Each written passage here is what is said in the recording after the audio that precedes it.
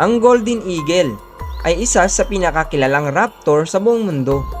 May kakaibang kagandahan ang kanilang gintong balahibo na nagkapalibot sa ulo at batok na siyang dahilan kung bakit tinawag silang Golden Eagle. Sa kabila ng kanilang kagandahan, ang mga ibong ito ay matindi at walang takot na mga mangangaso. Sila ay matatagpuan sa iba't ibang bahagi ng mundo, mula sa mga bundok ng North America, Europe, hanggang sa disyerto ng Asia, kung saan sila ay nangingibabaw bilang isa sa mga pinakamalaking raptor. Ang paningin ng Golden Eagle ay 5 beses na mas matalas kaysa sa tao. Kaya nilang makita ang isang maliit na hayop, tulad ng kuneho, mula sa higit sa 2 milya ang layo.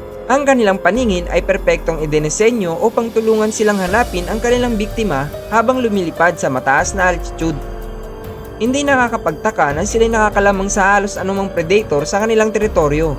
Ang kanilang bilis ay isa pang kamangamangang aspeto ng Golden Eagle. Kapag sila'y sumisid pababa, maaari silang umabot ng bilis na higit sa 200 milya kada oras. Sa ganitong bilis, ang kanilang mga pag-atake ay halos imposibleng mapansin ng biktima. Ang kanilang kuko ay mga likas na sandata, mahahaba, matutulis at napakalakas ng kapit. Ang mga ito ay dinisenyo upang sakmalin at kontrolin ang biktima. Kaya nilang kumuha ng hayop na kasing laki ng isang usa o kambing at dalhin ito sa kanilang pugad. Ang kanilang lakas at kakayaang magbuhat ng mabibigat na hayop ay tunay na nakakamangha. Isa itong patunay ng kanilang pagiging apex predator.